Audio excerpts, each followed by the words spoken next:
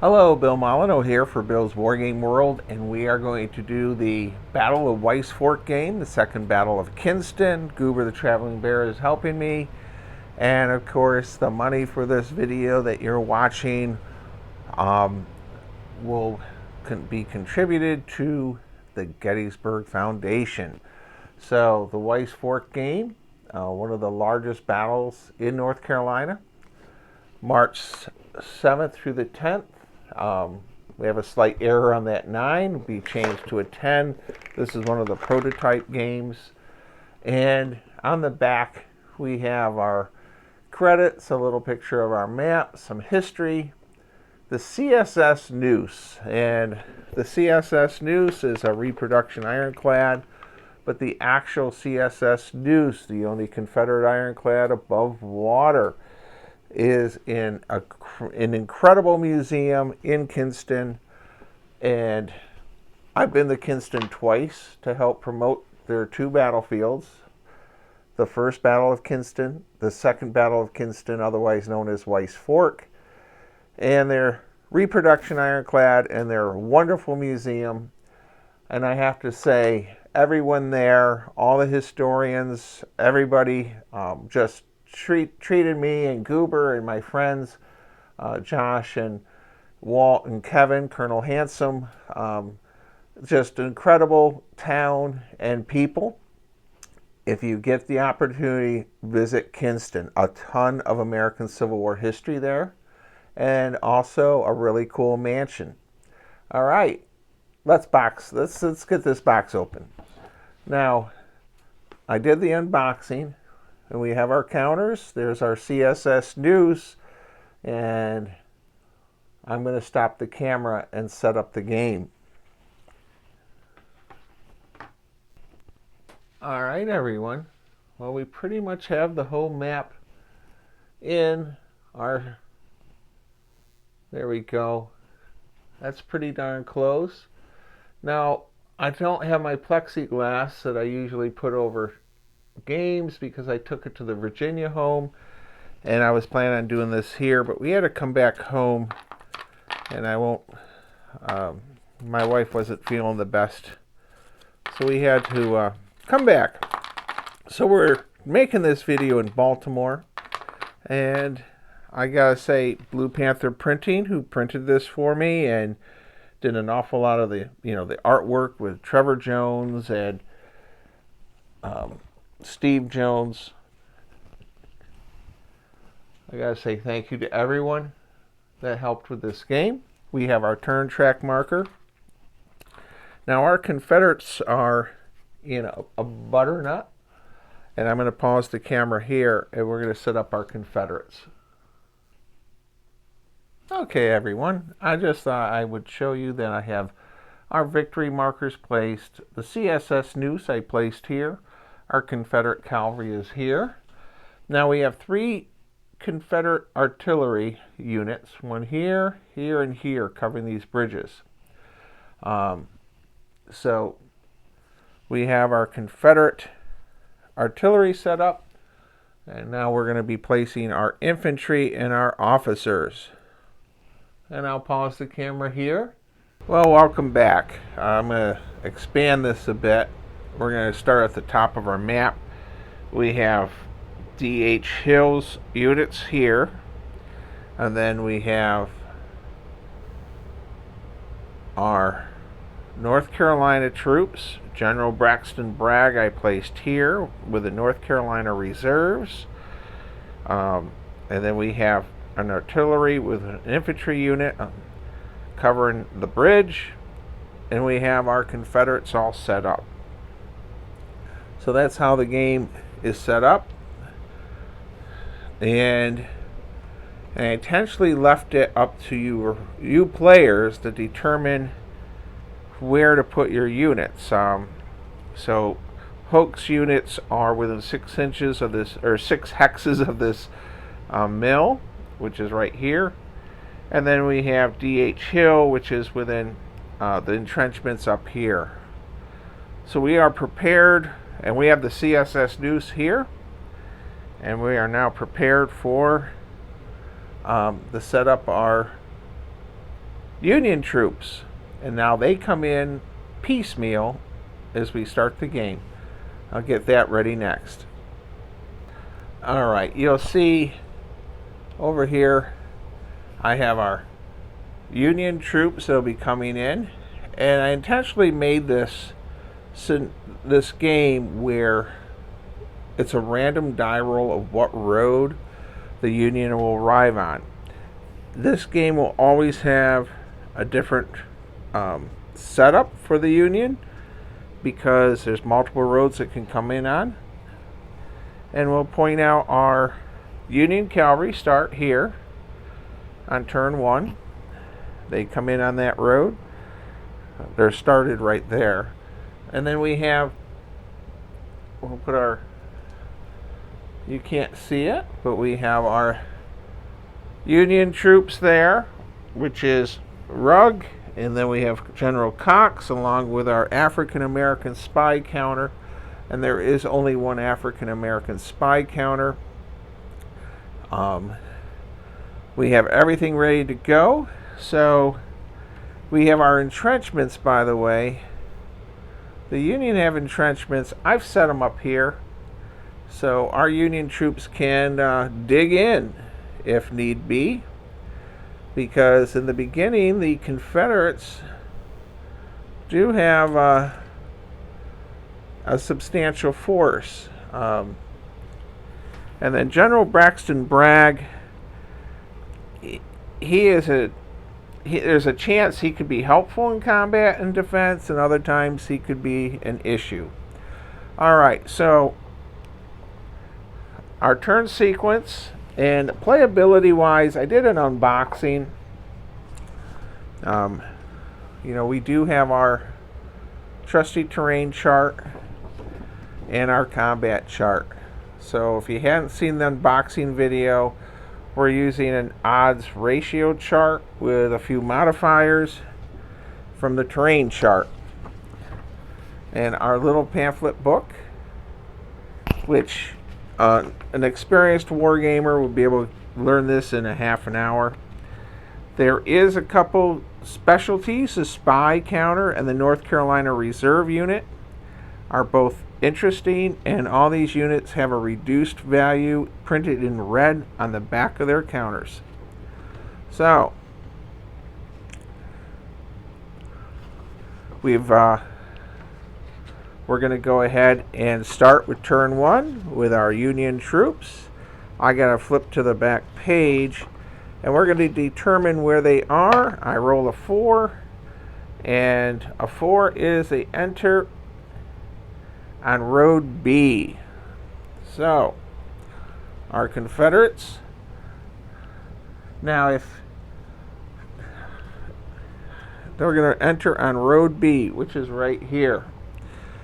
Now I like to say that Mr. Wade, Dennis, Skip, Matthew Young, Rachel, Keith, Hayes, everyone down there, and Mr. Mike Parker of the CSS News 2, they gave us wonderful tours of the museums, the ironclad, and the battlefield. And I can't say how very, very just incredible how they treated Goober the Traveling Bear and I. So I want to get that out of the way once again. I'm going to go ahead and move our Union troops. Alright, I moved my Union troops up here. I'm going to hit this point here. This is what's neat about how I developed this game as a designer's point of view, is some of the battle actually took place over here, and I've decided to push this way and try to crack that. My Union cavalry are sitting here. Well, we got to resolve this. I have the spies, General Cox, so that's 2 shifts, and we have 24 combat values. And over here we have 5 in entrenchments with General D.H. Hill. Alright, I'm going to go ahead and figure out so General Hill gives a +1 shift.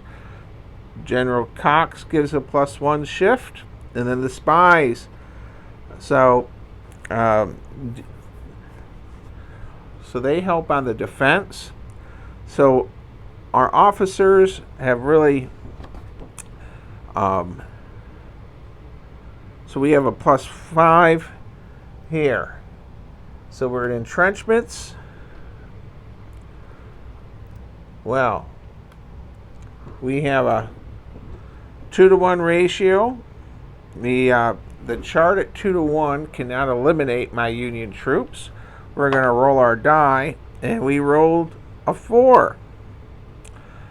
So the defender retreats 1 hex. All right, I'm going to move them to there. Now, I don't want to go plowing across at the moment. And I apologize, I have a seam there and I have no plexiglass in this house. So, but we did drive them back. I'm going to wait for more reinforcements before I go across. All right, we're going to pause the camera here. Wow. We have this persnickety Union cavalry over here on the flank. We're going to see about sending our Confederate cavalry. So it's half movement. 1, 2, 3. We got to stop there, and I can prorate, and I actually can the Cobb House. Now, buildings are a +2 on defense.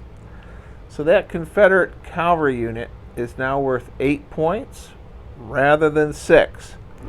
And in this game system, I didn't go with double or triple defense such as an old SPI or Avalon Hill game. I did column shifts for leaders and then point values added to the whole stack, not per counter. So that makes us an 8. So that I really need to see if I can bring in some help. We have an artillery piece. I could lob a shell in there for 2, and that gives me to 6. And we're going to send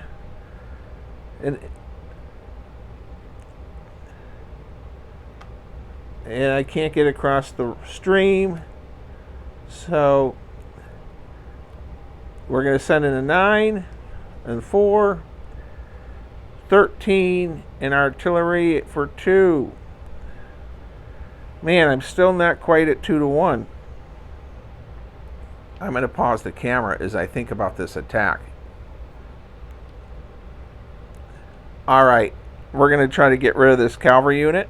Now, what's interesting is the cavalry have the ability to retreat and not have to engage in combat. However, Kim Metis, helper, designer, and developer, helped with several of the rules of this game to give it a little bit more complexity than a regular Bill game. And so guess what? Those, because we have artillery, infantry, cavalry attacking that Union piece, pause here, I'm going to find the page. All right, here's a great example of what's going on. Cavalry may not retreat if attacked by another cavalry unit or artillery unit making long-range attack. Enemy units may not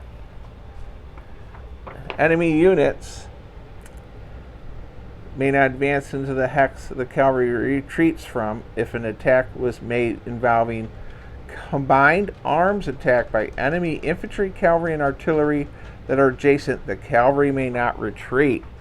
So the cavalry normally could say, I'm out of here, but because we have multiple forces attacking it and a Confederate cavalry unit, it is stuck at 2-to-1 odds, and we rolled a 6, which is 2 losses, This cavalry unit, unfortunately, has no other units with it, so it is eliminated. And we're going to move artillery and infantry there. So that's a good example of how I should not have sent that cavalry unit. He should have been out here. All right. So for turn 2, we're moving on. Okay, everyone. Now, this is probably a huge Bill mistake. I should have brought my cavalry over here. But this is the first time I've played the actual game. I did play test it a zillion times. And our cavalry unit, actually, many times I brought it over here. And I made the Union push more in this direction. Today I'm going this way. I'm going to go ahead and move our turn to track 2, which I've done. Union move first. And you know what?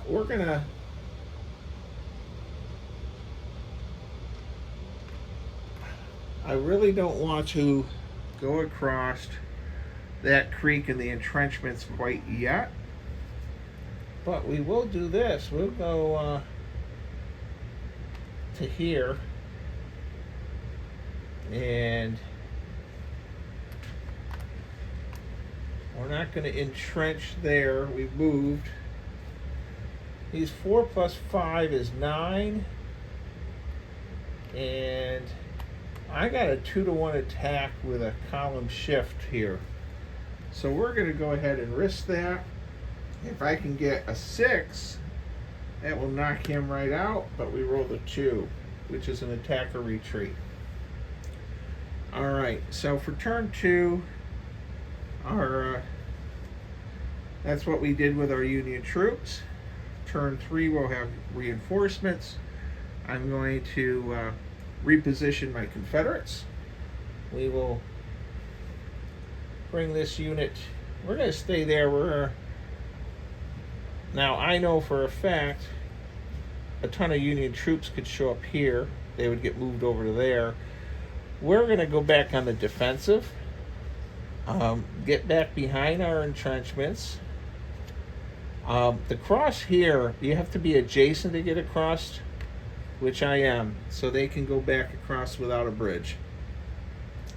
Also, just for the heck of it, my cavalry unit would go there and move back. He's going to cover the bridge on that flank. And I'm sorry. So we have our Confederate cavalry. We have our line. Yes, we are weak up here, but it's slow going through the woods.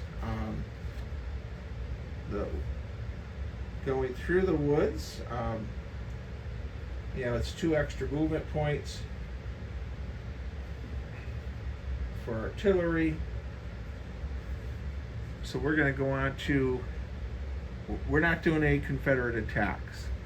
The CSS Noose has its steam up, and at the rate of this video, I'm going to go to turn 3.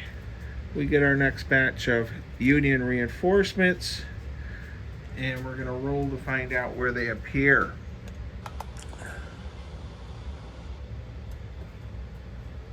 So, we'll pause our camera here. Okay, we're on turn 3. This video is going to be over an hour, hour and a half long or longer if I don't pause it more. So my Union troops are here. My Union plan is going to be to hit here, I think. So we're going to go ahead and I'm going to come back up here again, and we're going to try that attack again. We're also going to bring up the artillery piece for 2 more points, and we're going to spread our Union troops along the line, and we'll be getting ready for because we're going to put our attack up that side. Now we have to be prepared because there's some General Braxton Bragg who give General Hook the order to attack everything, which happens around turn 8. And I probably should mention the North Carolina reserves, which are right here. And so this little counter has a star. This is a unit that is made up of a lot of young boys, and you have to roll a morale check for them whenever they're adjacent or going into combat, for them not to run away. As Mr. Wade, our tour guide, said, it was the first time for them to see the elephant. All right, I'm going to pause the camera, but we got to resolve a combat up here.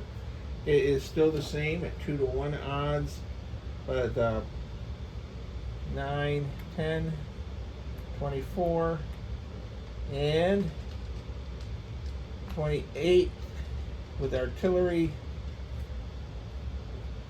a column shift, and we got a 6, and a 6 is 2 flips, 1, 2 on 3-to-1 column. We lost our first Confederate unit. So we'll put up our dead here. These count for victory points. Now, advance after combat.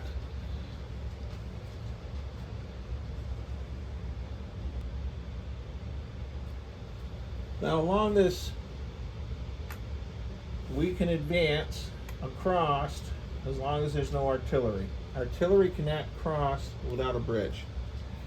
So we have troops have broken through the entrenchments, and I have a video on Bill's History World with Goober the Traveling Bear with Mr. Wade and us walking these entrenchments, and they are incredible. So it's a big deal for us to break through them on turn 3. All right, we have a foothold of crossing and flanking to get to Kinston way over here. We want to get that rail hub. I'm going to go ahead and move our Confederates. All right, for turn 3, I have no attacks. And the victory conditions, also we don't want the noose to get captured. So I'm trying to play conservatively with the Confederates, just because I don't have a lot of counters to defend this long line. So I've moved Confederates up to here, and we're going to turn 4. So the Union are moving turn 4. There's no reinforcements. And as a Confederate player, you have to watch out where the African American spy counter is, because any Confederate attack on a hex with that spy counter is an additional shift, a negative shift for your attacks. So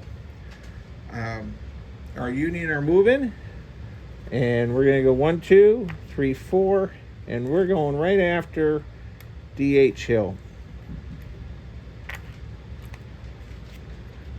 And I could have folded this map to get rid of this seam, but I was in a hurry to get the game going. I apologize for that. So we know they're going after Hill. This is, the infantry can cross, the artillery cannot. We're going to move 1. We're going to unstack that. We're going to put this gun battery together. And we'll put infantry at that bridge and at that bridge.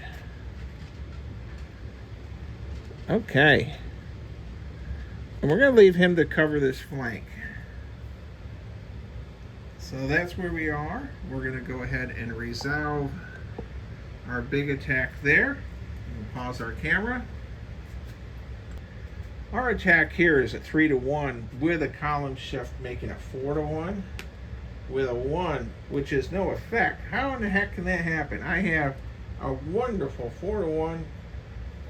No serious effect on the attacker or defender. They remain as is. So that is horrible. I'm just amazed that I could not. And let me tell you, when you buy my game, fold your map seams in if you don't have plexiglass. I'm feel very foolish that I didn't do that, because I have this little ridge going right there.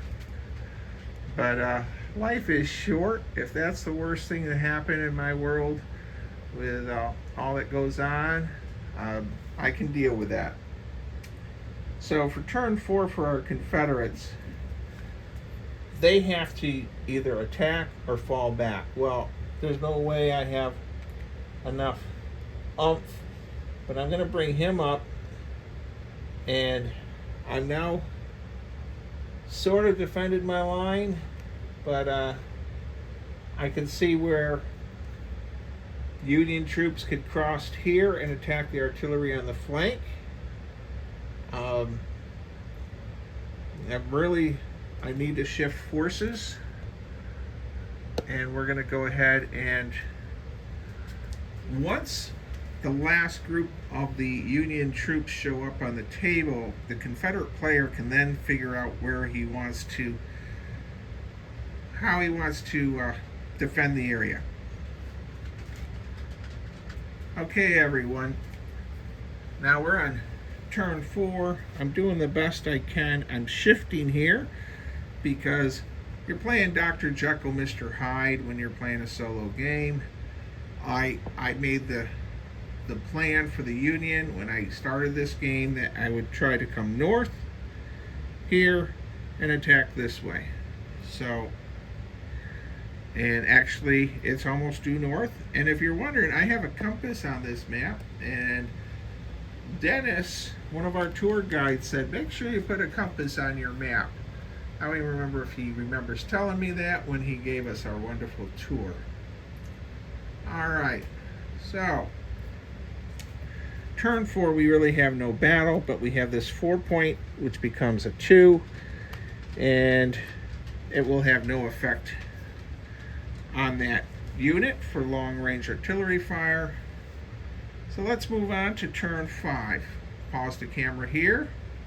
Alright, everyone, we're on turn 5. The Union have arrived here, and they're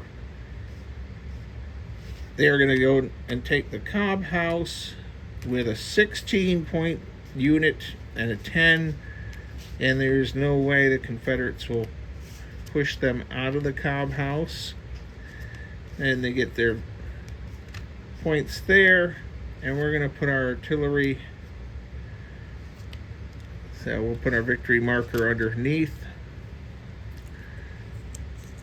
And my plan here will be to sit and wait for now, because the main Union attack is out here. And once again, we're going to go 1, 2, 3, 4, and we're going to hit this unit, and I guess it's time to come across and make massive attacks along the line, and we are going to bring this up. Now, I didn't pre-check these odds, and I know many war gamers would do all the mathematical calculations. We're on turn 5. We're trying to get to Kinston. So let's see what happens.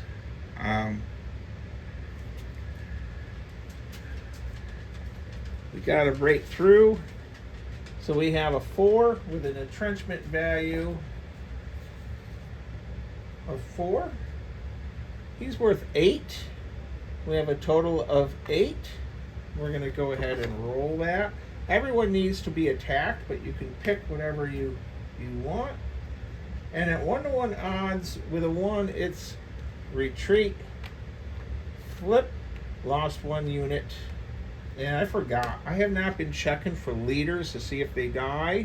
Also the African American spies. So Our next attack is here. At 22-7. That's a 3-1. No leader though. With a 4. He gets flipped and retreats, and we're going to advance. And then 3 and 4 is 7. And our woods value adds 2, brings it to a 9. This might not be, this is a 1-2 attack, but with my leader makes it a 1-1. And we roll the 6. So a 6 at 1-1 is defender, retreat, and a flip.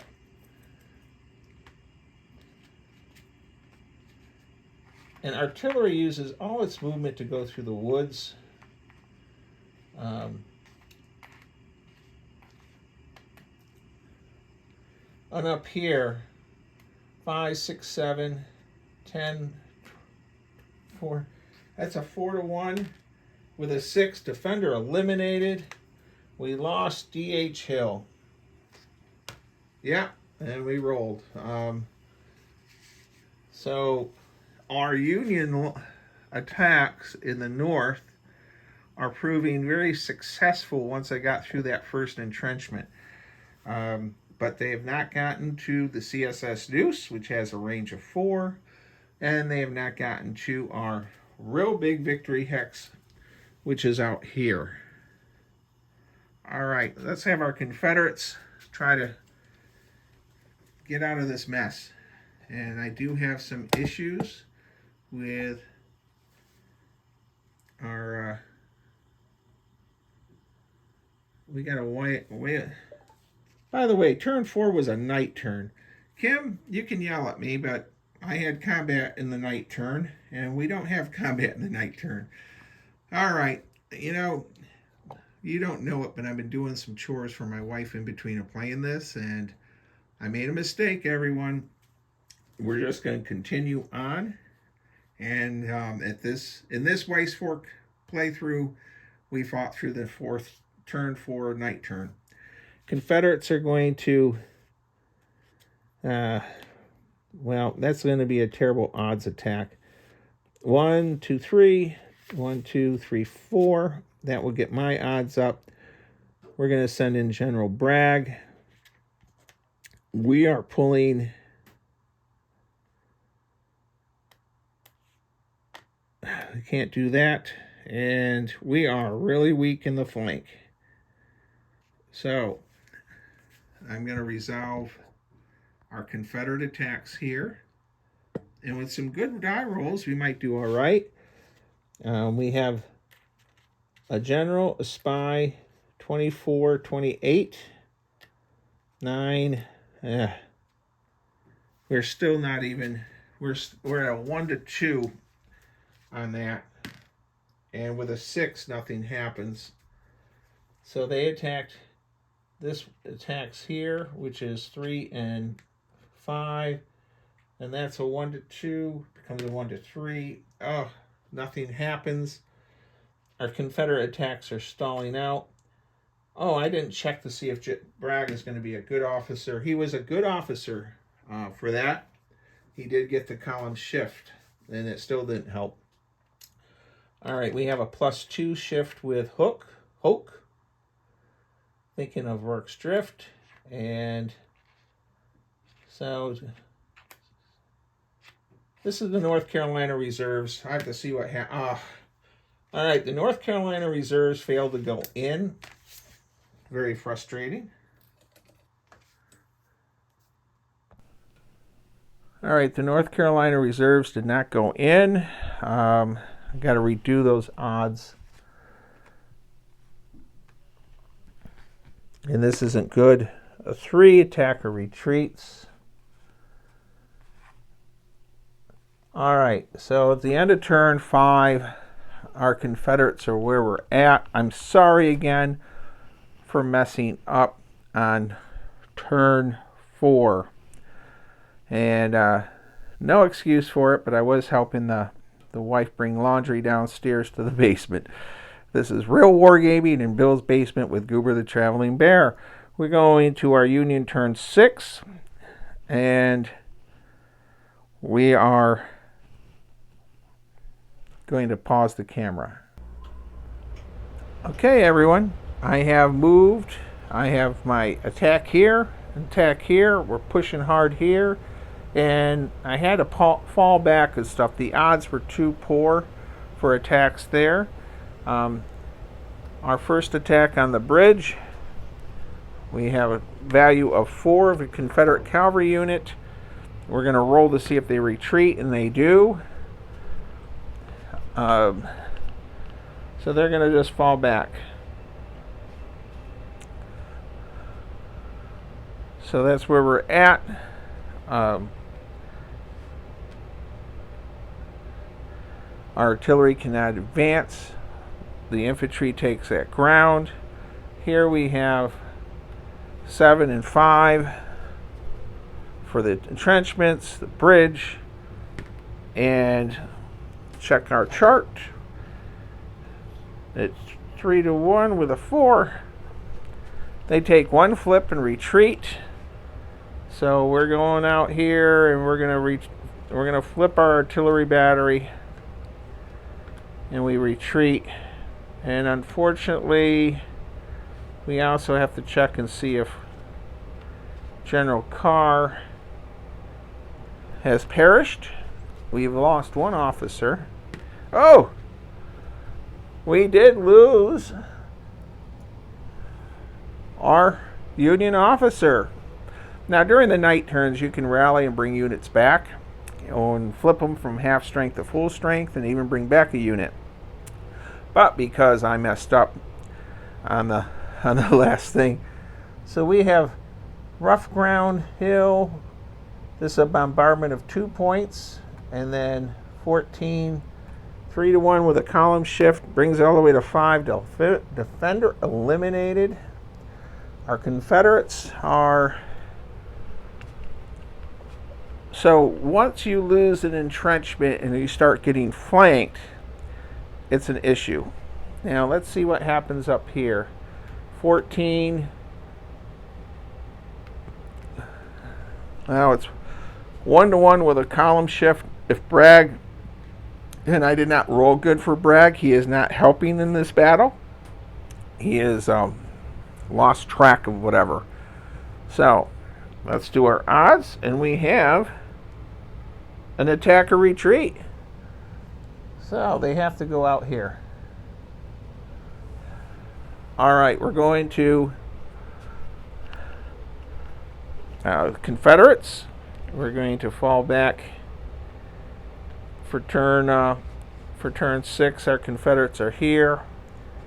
We are going to build a new line. It is, we have the noose here. 1, 2. We can get 1, 2, 3, 4. 1, 2, 3, 4. And where are those reserves? The North Carolina reserves are right here.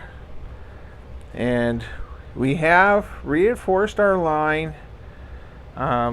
Now, there was a time with General Bragg, turn 8, 9, 8, where he gives orders for everyone to just rise up and charge. We're not going to use that in today's game. So the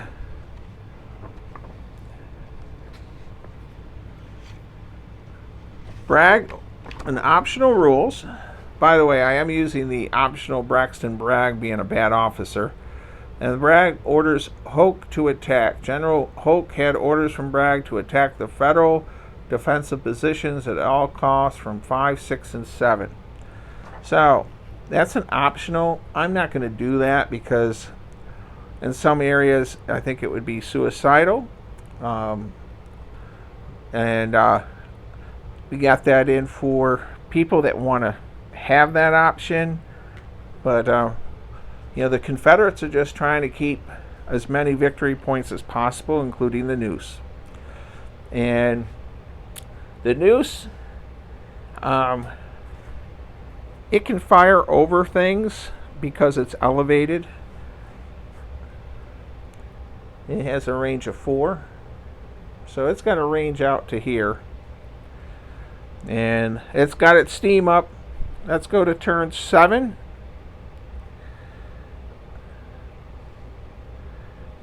We'll pause our camera. Okay, everyone. We have a problem on this flank. This 4 strength isn't going to be able to hold. We are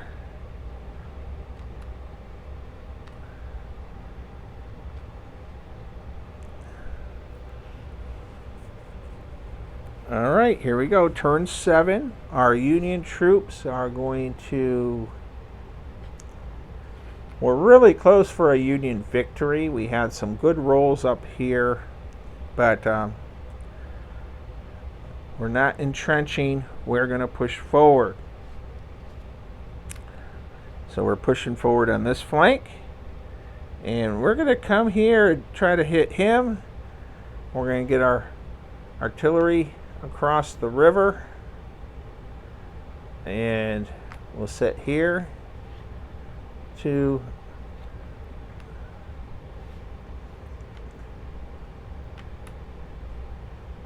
and this overextended unit, we're going to put him there with our African American spies. So that's where we're at now. And of course, this game will play differently when how the Union troops arrive every time you play it, and which road they arrive on, and also how aggressive and optional rules you're using. I'm going to resolve these combats. That's a regular 4, 14. No officer. That's a 3-1, and we roll the 1. It's an attack or retreat. So our Confederate cavalry, I have to say, that unit's really done well. This is an incredibly bad attack here. 26-3. I mean, that's over 6-1. And odds over 6-1 are treated as 6-1. And believe it or not, that little 3-factor, and this is the 68th North Carolina, and they put up a heck of a battle. They only lost 1 point, and they had to retreat. But man, they were outnumbered 7-1. Our Confederates turn, and we are going to tighten up our line. Our North Carolina reserves are here.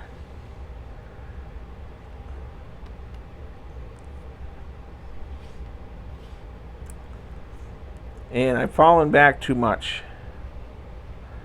So Braxton Bragg is a interesting leader. We're going to leave this unit out here. I'm being hit too much on both sides, but it's just a board game. Confederates are done. We have this unit to there. So we're at turn 8. We're at turn 8, everyone. Gonna hit there. And there is no way this Confederate cavalry unit can retreat now. Also, it's being attacked by so it has no retreat roll. And we want to get to that noose. Believe it or not, this is a victory point game, so depending on how the Union can lose, even though they look like they're winning, because we have to count up the points at the end. And turn 10 is a night turn. We'll try to remember not to do combat and resurrect dead units. All right, I got a lot of battles. I'm going to just resolve them and come back to you. Okay, over here, our Confederate cavalry took a loss and a retreat, so I flipped it to the half strength, but it can't retreat, so it takes another loss, so it's now eliminated. All right, we lost a unit here. Now our Union attack here actually caused a loss. They lost an artillery unit and they had a retreat, so the attacks here failed. Up in here, they have fallen back, and that's where we are, and we're going to our Confederate movement phase. And as you can see, the attack from the north and the attack from the south has really pushed our Confederates in a tough spot here. Now what we need to have is the CSS News is going to open fire. General Bragg is a terrible leader. We're going to send in, this 13 is going in with an 11 with Hook. We're not going to risk Bragg. We will send Bragg this way. We'll send an artillery piece, and then we'll send these 2 units out here. And the CSS News we got to get some casualty points on these. We have to get some units gone. So African American spies, it drops our rating. Our column shift 10, 15. Well, with the Deuce, and the Deuce is firing its 6.4 Brook guns. We actually got a 3-to-1, and if we can roll a 3, or I mean a 5. Well, we rolled a 5. I wanted to get a 6, but a 5 was 2 flips and a retreat. Oh, so we actually, and we have to see what happens to our spies, and the spies have left. All right, now Hook really with his +2 column shift made a huge difference in that. General Braxton Bragg,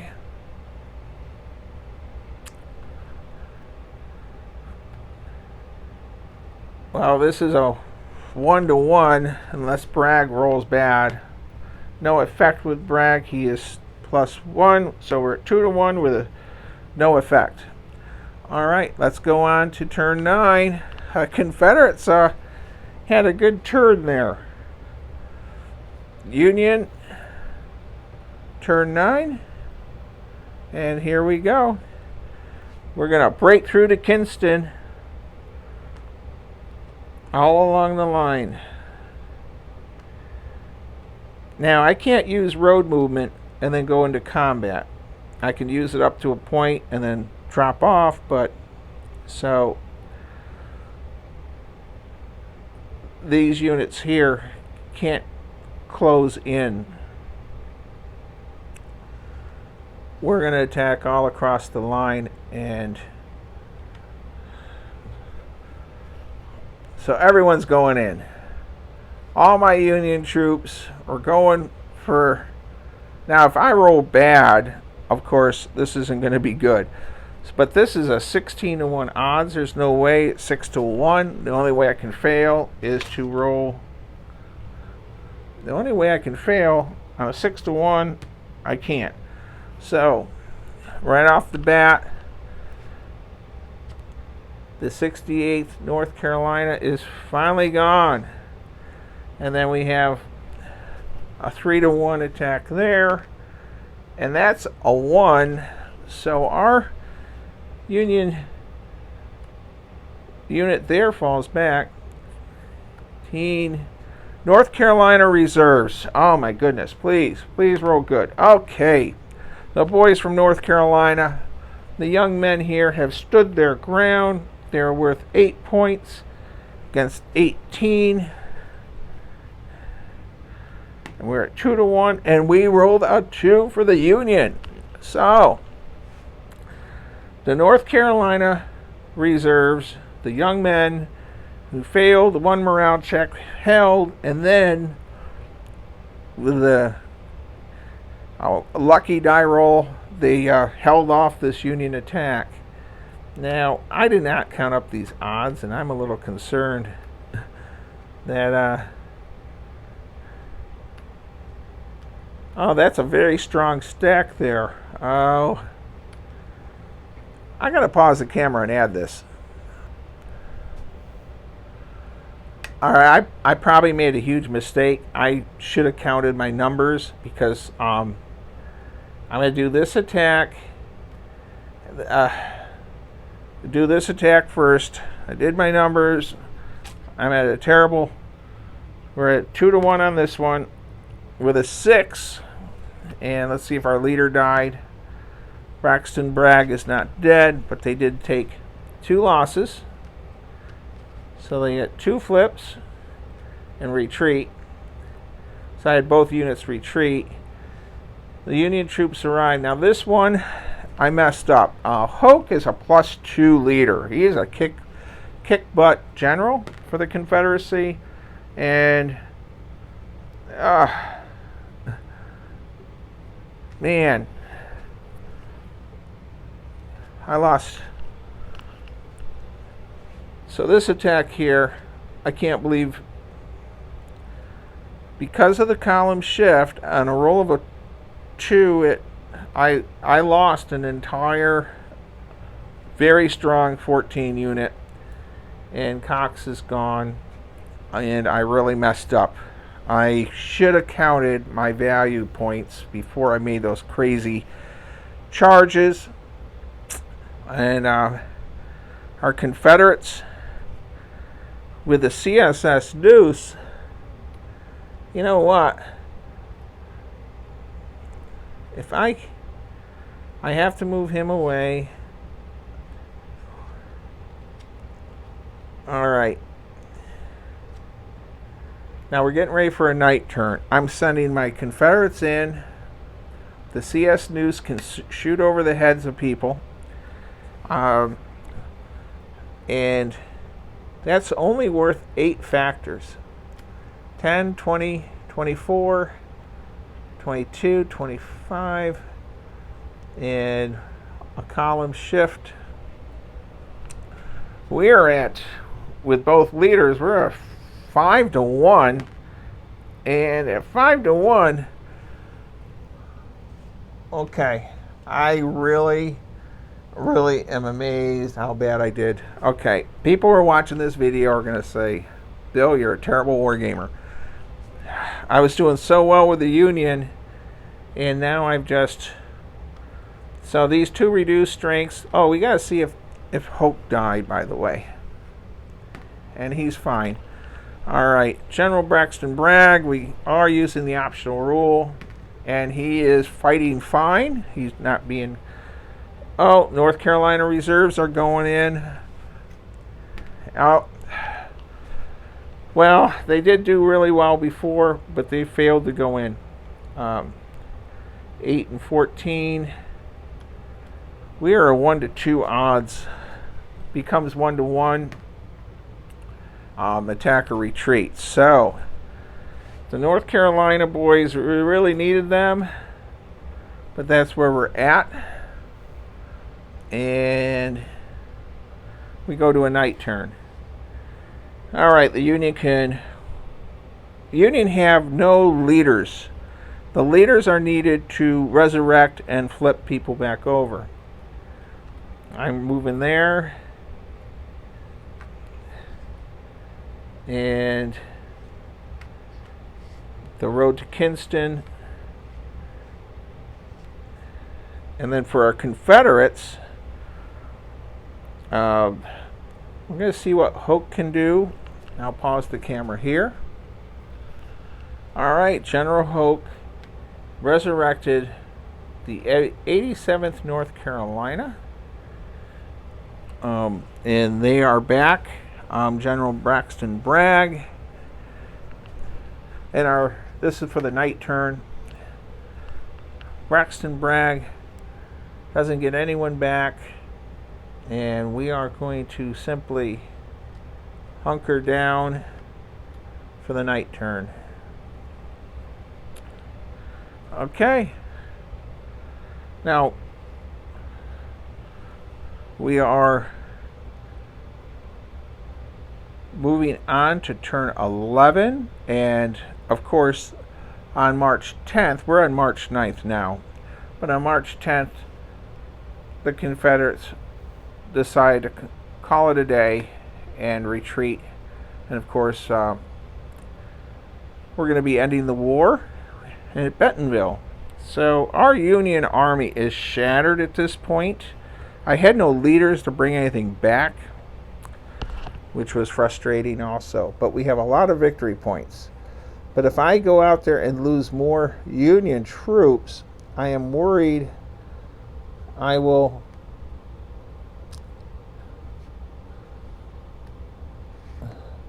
the Confederate Army is not without teeth still. But we're going to hit this unit here, which is a 3, and I got it at 6-to-1 odds with no modifiers, and of course it's already, that was the unit that was rallied, which I could have put back here, and our Union troops are not going to advance. All right, let's have our Confederates. Now my Confederate Army is really weakened. I have a very strong stack here, and I don't want to attack with them either. So we'll go to turn 12, and at turn 12, this is where wargamers have to make a decision. I don't want to do any more crazy Union attacks. This stack is too strong. It would not even barely be it wouldn't even be 1-to-1 to attack here. And if Braxton Bragg rolls good, and with the CSS Noose giving cover fire, even though we're gonna say our Union Army is going to shift, I guess.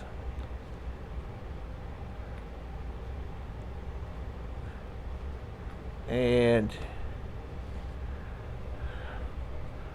the Confederates, we just don't have enough power either, other than this heavy stack. All right, I'm going to go to turn 13. The Confederates are happy what they're doing. Turn 13, you know, I don't want to do anything else with my Union troops, but if I have one bad die roll, I'm really worried about the losses when I count these up. So, yeah, and I'm not counting them now. So the Union may have a victory with all the victory points, but the noose, the CSS Noose, is still functional. Turn 14. The Union really.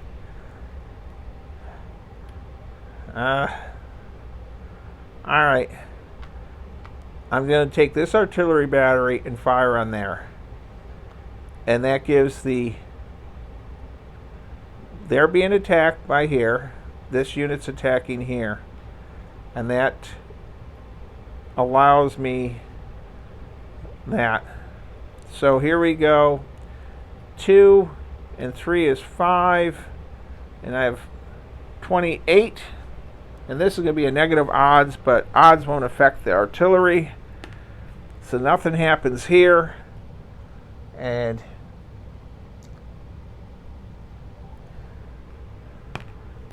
I rolled a 1, which is they retreat and 1 flip. Now we all know if I move, if you're a wargamer, and I move in there, those guys will get slaughtered. Alright, so that was my big Union attempt with artillery occupying them.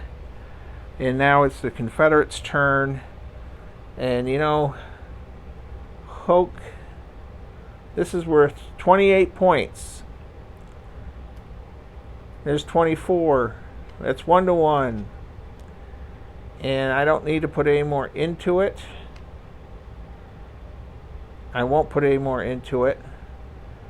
We'll put one in if we do get a step loss. The Confederates are going to attack him.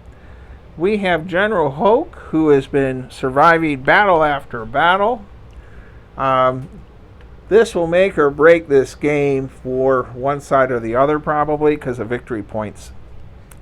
And we are at 2-1 with General Hoke. And we roll the 4. 3-1. Hoke's a +2 shift. They both are reduced. Retreat. And Hoke will not advance, and we have to see if he died. And Hoke is still alive. All right.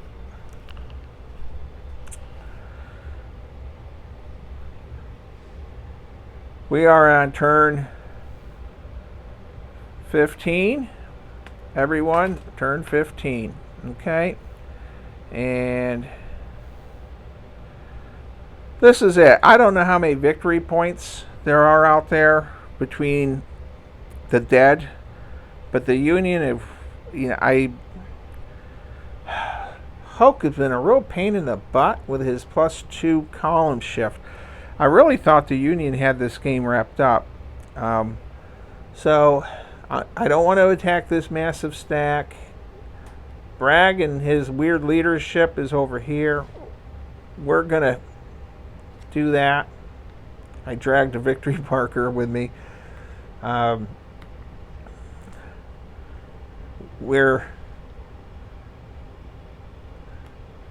we go. We're going to have artillery fire on Hoke, which is non-effective, but it does give the ability to have 21 points, 22 points into 7. That's a 3-1 attack. And with a 2, nothing happens. All right, so our artillery fired here. And nothing happened here. And then our attack here is... Oh, the North Carolina boys, they hold. So they're holding here at the riverbank of the Neuse River with 8 points to 14. It's 1-1. And with a 1, it's an attack or retreat and a flip. Well, the North Carolina boys, when they do fight, they do well. And over here, we have to check for Braxton Bragg. We have 10. 26 against 7. And Braxton Bragg. And Bragg is going to be a good leader. And we are at 2-1 with a 3 is nothing. And Braxton Bragg is still alive. All right. Well, this is it. The Confederates have to attack adjacent units. The CSS Neuse will pour its cannon shells somewhere. 4 and 3 is 7. We'll see if Braxton Bragg is going to be effective or a bad column shift, and he's a bad column shift this time. All right, everyone. This is the last turn of the game. 16. This is a really horrible odds. I'm not even going to bother using the Neuse. We'll roll that one off. And it's a 3. Attacker retreats. Braxton Bragg can't retreat. What a terrible loss. They couldn't retreat. So we lost our units. Bragg is gone. Nothing I could do about it. I had to attack. The North Carolina boys, they're good. 4, we're going to have the Neuse fire. 4, 5, 6, 12. And 7. We got that at 2-1 with the noose pouring its guns in. Matthew Young, the director of the CSS Noose Education Center. If you're watching this, this is a big die roll. We need a 4, 5, or a 6, and we rolled a 6, which is 2 flips and a retreat.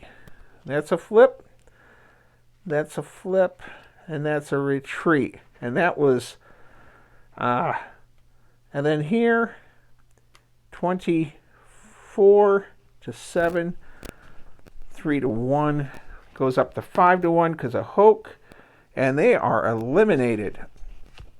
All right, so, and we have to see if Hoke is dead.